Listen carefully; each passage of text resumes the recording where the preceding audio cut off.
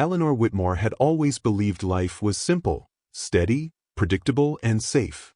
She loved her husband, cherished their quiet routine, and never questioned the boundaries she had carefully set. Until the day Daniel Hart walked back into her life. Not with a storm or a scandal, but with a smile, a coffee in his hand, and a presence that made her heart skip in ways she hadn't felt in years. Daniel, her husband's best friend, the one who had danced at her wedding and whispered secrets only she could hear, was back. And suddenly, Eleanor realized that enough had never felt this complicated. Because fate has a funny way of intervening. Before diving into the details, don't forget to like, comment, and subscribe to the channel. On the morning Eleanor Whitmore learned how to make the perfect lemon scone, the town bell rang 3 times. Once for the hour, twice for habit, and a third time, she always believed, for hope. She brushed flour from her hands and laughed at herself.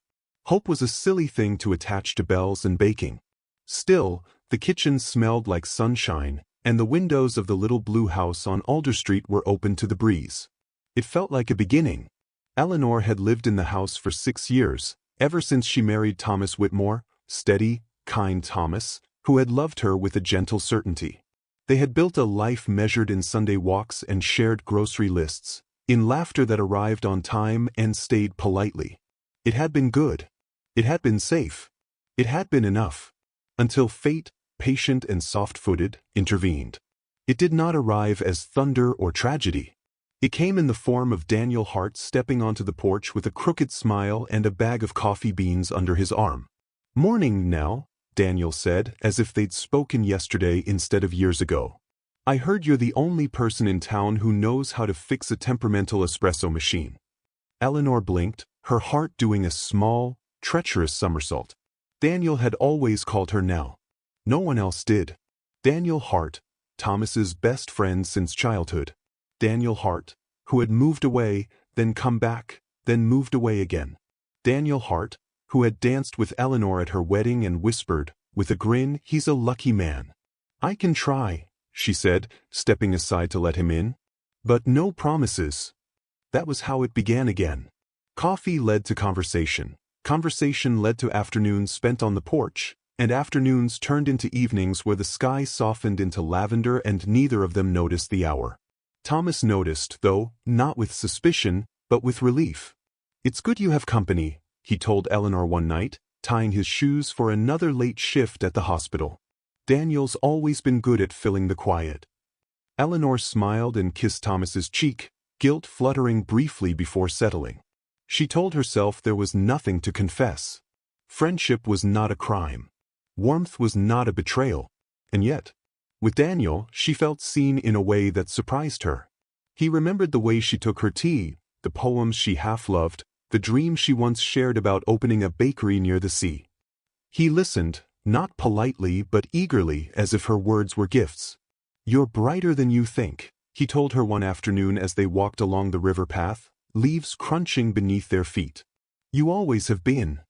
She laughed it off. "You always exaggerate." "No," he said softly. "I've always noticed." Fate, it turned out, was not loud. It was patient. It waited in glances held a moment too long, in laughter that lingered, in the quiet realization that some connections did not fade with time. They simply waited. The change came gently, like the turning of a season. Thomas began traveling more for work. Eleanor spent more time alone, and Daniel filled the space with shared meals and spontaneous plans. They cooked together, burned dinners together, and learned each other again in the easy language of familiarity. One evening, rain drummed against the windows as they sat on opposite ends of the couch, a movie forgotten on the screen. "Do you ever wonder," Daniel said, staring at his hands, "about the lives we don't choose?" Eleanor's breath caught. "All the time." He looked up then, and something unspoken passed between them, an understanding both terrifying and tender. "I would never hurt him," Daniel said quickly. "You know that." "I know," Eleanor replied. Her voice was steady, even as her heart raced. "And I would never betray what I promised." Silence stretched, warm and aching. Still, fate pressed closer. Weeks later, Thomas sat them both down at the kitchen table, his smile tired but sincere. "I've been offered a position out of state," he said. "Just for a while. 6 months, maybe a year. It's a good opportunity." Eleanor felt the room tilt, not with fear, but with possibility she hadn't asked for. Daniel's gaze flicked to hers, concern written plainly across his face. "That's great," she managed. Thomas reached for her hand. "You'll be okay here. You always are." She nodded, squeezing his fingers. She loved him, she truly did. But love, she was learning, could be complicated without being cruel. The night before Thomas left, Eleanor couldn't sleep. She stood on the porch in a sweater too thin for the chill, watching the stars. Daniel joined her without a word, handing her a mug of tea. "You don't have to be strong all the time," he said. She looked at him then, really looked, and felt the truth rise between them, undeniable and gentle and terrifyingly alive. "Daniel," she whispered. He took a breath as if standing at the edge of something vast. "Eleanor, there's something I need to." The sound of a car pulling into the driveway cut through the night. Headlights swept across the porch. Daniel fell silent. Eleanor's heart pounded as the car door opened. And she realized, in that suspended moment, that whatever Daniel was about to say would change everything, but fate wasn't finished intervening yet. The headlights dimmed, then shut off entirely. For a moment, the world seemed to hold its breath. Eleanor's pulse slowed when she recognized the car. "It's just Mrs. Calder," she said softly. "She must have the wrong house again." Daniel let out a quiet laugh, the tension easing from his shoulders. "She does that." They watched as the elderly neighbor backed out with an apologetic wave. The night returned to stillness, wrapped in cricket song and the scent of rain-soaked earth. Daniel turned back to Eleanor. The words he'd almost said lingered between them, unfinished but very much alive. "I should go," he said, though he didn't move. "Tomorrow's going to be different." "Yes," Eleanor agreed. "It will." Inside, Thomas's suitcase waited by the door. The reality of morning pressed gently but firmly against her chest. Daniel stepped closer, not touching, but near enough that she could feel his warmth. "Whatever happens," he said, voice low and earnest, "I want you to know that knowing you has always been the best part of coming home." Her eyes stung. "You're part of this home," she replied before she could stop herself. The truth of it settled between them, sweet and frightening. Daniel smiled, not his usual playful grin, but something softer, almost reverent. "Good night, Nell." "Good night, Daniel." She watched him walk down the steps and disappear into the dark, her heart full of words she hadn't said. The months that followed unfolded quietly. Thomas called often, his voice warm through the phone. Eleanor sent him photos of small, ordinary things. The garden in bloom, the kitchen freshly painted, the cat from next door asleep on their porch. She meant every "I miss you," she said. And yet, Daniel became part of her days in ways that felt natural, inevitable. They met for morning walks, spent afternoons at the farmer's market, and shared dinners that stretched late into stories and laughter. There was no line crossed, only a closeness deepening, like roots finding water. One Sunday afternoon, they drove to the coast on impulse. The sea greeted them with open arms, blue and endless. "This is it," Eleanor murmured, toes in the sand. "The place I told you about years ago." Daniel watched her face light up in the salt air. "You should be here," he said simply. "One day." She smiled, but something inside her shifted. One day had always been a distant idea. Now it felt like an invitation. That evening, as the sun melted into the horizon, Daniel reached for her hand. Just for a second. Just enough. She didn't pull away. "I don't want to live in half-truths anymore," he said quietly. "But I won't ask you for anything you can't give." Eleanor closed her eyes, the sea breeze tangling her hair. "I don't know what I can give," she admitted. "But I know what I feel." When she opened her eyes, Daniel was watching her with something like hope. The letter arrived 2 weeks later. Eleanor found it on the kitchen counter, Thomas's handwriting unmistakable. Her heart lifted, then stilled, as she read. He was coming home. Sooner than planned. He had news. Important news. Her fingers trembled as she set the letter down. That evening, Daniel knocked on the door, smiling, until he saw her face. "What is it?" he asked. Eleanor swallowed, the weight of choice pressing gently but inexorably around her heart. "Thomas is coming back," she said. "Tomorrow." Daniel inhaled slowly, absorbing the words. "I see." She stepped closer, the space between them charged with everything they hadn't yet named. "Daniel," she began, voice barely above a whisper, "there's something I need to tell you before he does." He looked at her then, eyes searching, open, ready. And as Eleanor opened her mouth to speak, she realized that whatever she said next would change not just tomorrow, but the rest of their lives. Daniel waited. He didn't rush her, didn't soften the moment with humor.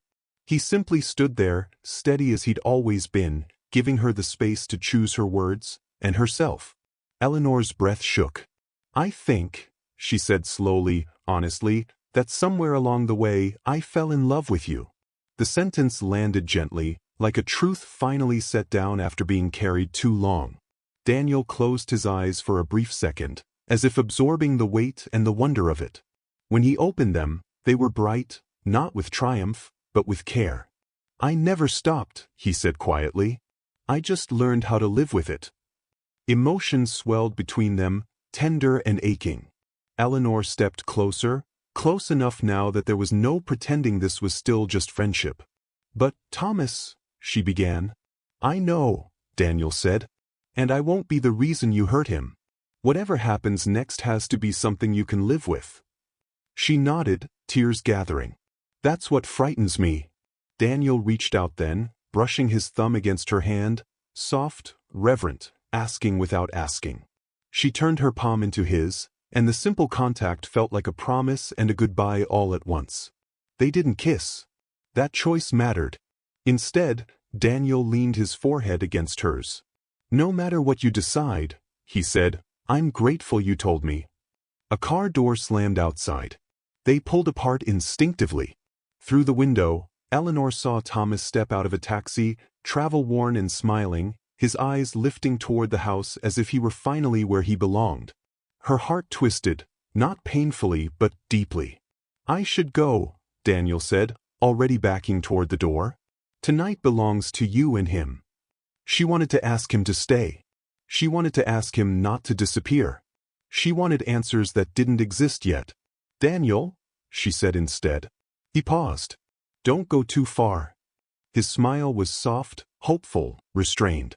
"I won't." The door closed behind him just as the front lock turned.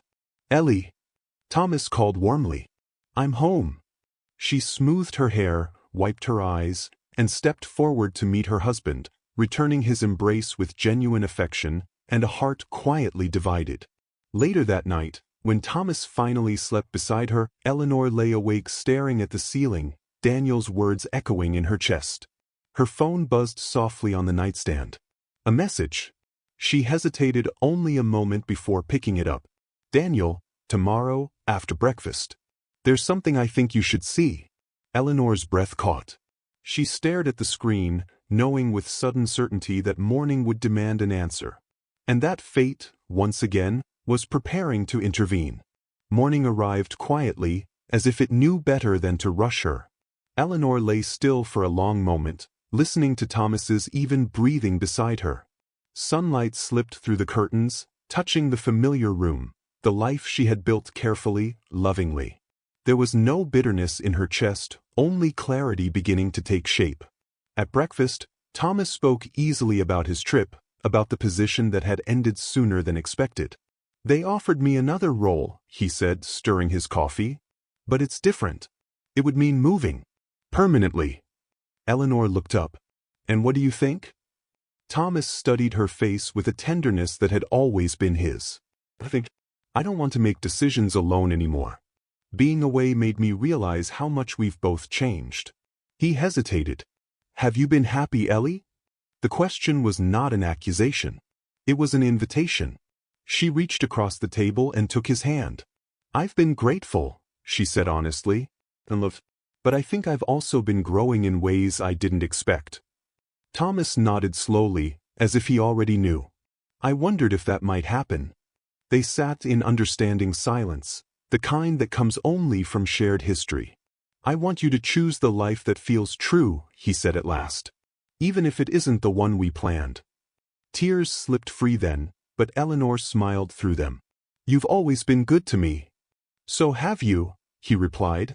There was no drama, no raised voices. Just two people acknowledging that love sometimes transforms rather than ends.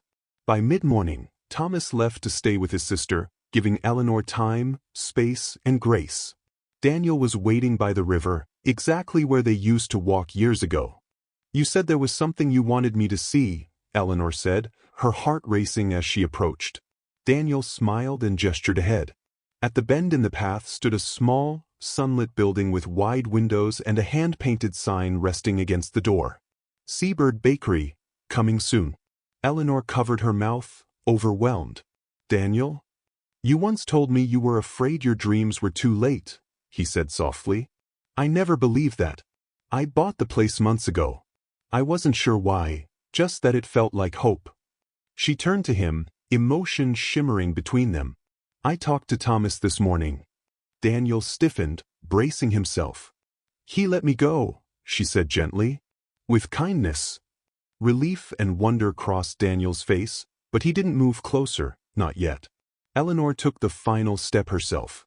I don't know exactly what comes next, she said. But I know who I want to discover it with.